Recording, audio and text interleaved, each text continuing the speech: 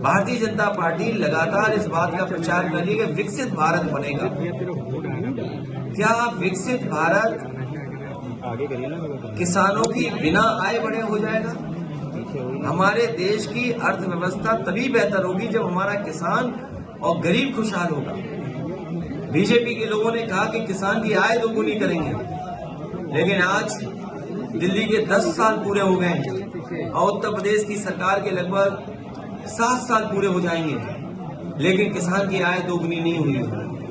नौजवान बड़े पैमाने पे बेरोजगार हुआ है, उसकी नौकरी छीनी गई है। इनकी सरकार में जो भी नौकरी मिल रही है वो अपमान से भरी नौकरी है। समाजवादी पार्टी इस बात को कहती है कि जब भी समाजवादियों को मौका मिलेगा, देश के और प्रदेश के नौजवानों को उनको सम्मान का, रोजगार सम्मान का नौकरी मिलने का काम होगा। जो इन्वेस्टमेंट का सपना दिखाया था वो जमीन पर नहीं दिखाई दे रहा है।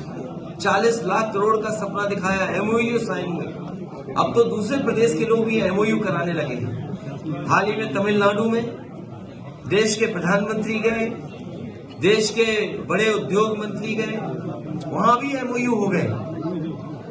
अब सोचने की बात यह कि क्या उत्तर प्रदेश में जो एमओयू किए थे वो जमीन पे आ रहे हैं? और जिन इंडस्ट्रियल पॉलिसी के तहत इन्होंने इन्वेस्टमेंट मांगने के काम किया था, क्या उन इंडस्ट्रियल पॉलिसी के तहत योजनाएं जमीन पर पहुंची हैं? क्या उनको इंसेंटिव दिए गए हैं? जब बजट में इंसेंटिव का पैसा नहीं था या इंसेंटिव के लिए कोई बजट नहीं था, तो फिर इन्वेस्टमेंट क्या आया है? कानून व्यवस्था पूरी ध्वस्त हो चुकी है और उत्तर प्रदेश ने ऐसी लूट कभी नहीं देखी होगी। हर स्तर पर लूट है, चाहे वो थाने हो, चाहे वो तहसील हो या कोई विकास कार्य हो रहा हो। इतनी लूट उत्तर प्रदेश ने कभी नहीं देखी जो भारतीय जनता पार्टी की सरकार में हो रही है। इतना भेदभाव, इतना अपमानित करने का माहौल, कोई सुनवाई किसी की नहीं है। इसलिए आने वाले समय में ये हम सब लोग मिलकर के भारतीय जनता पार्टी को सबक सिखाने का काम करेंगे।